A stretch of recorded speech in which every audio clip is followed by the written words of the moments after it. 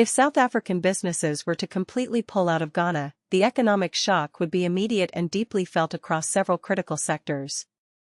There are close to 200 South African companies operating in Ghana, spanning mining, telecommunications, banking, retail, and manufacturing. Because South Africa is one of the largest source nations for foreign direct investment, FDI, in Ghana, an abrupt exit would cause severe disruptions. 1. The telecom crisis, the MTN factor. The most volatile and immediate disruption would hit the telecommunications sector. MTN Ghana is the country's dominant telecom operator, controlling the vast majority of the mobile market share and driving the ecosystem for mobile money, MoMo. The fallout: if MTN abruptly halted operations, it would paralyze digital finance, microbusinesses, and daily consumer transactions overnight. The reality: in a real-world exit scenario, MTN wouldn't just turn off the network.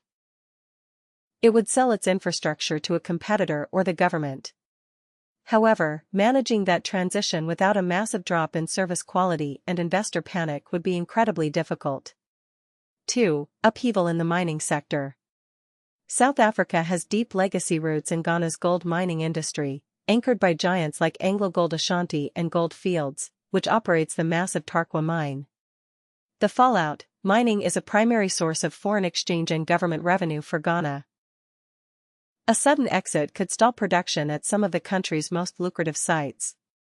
The transition: this is a sector where local or global entities could step in. The Ghanaian government has actively pushed for deeper local participation and stricter mineral lease renewals. A South African exit would likely accelerate nationalization or fire sales to Canadian, Australian, or Chinese mining conglomerates. 3. Banking and financial system strain. Stanbic Bank, part of South Africa's Standard Bank Group, is one of Ghana's premier Tier 1 banks, heavily involved in corporate financing, national infrastructure loans, and consumer banking. The fallout: a sudden withdrawal would threaten credit lines for major Ghanaian businesses, temporarily freeze billions in liquidity, and cause immense anxiety within the banking sector. 4. Retail and real estate shockwaves.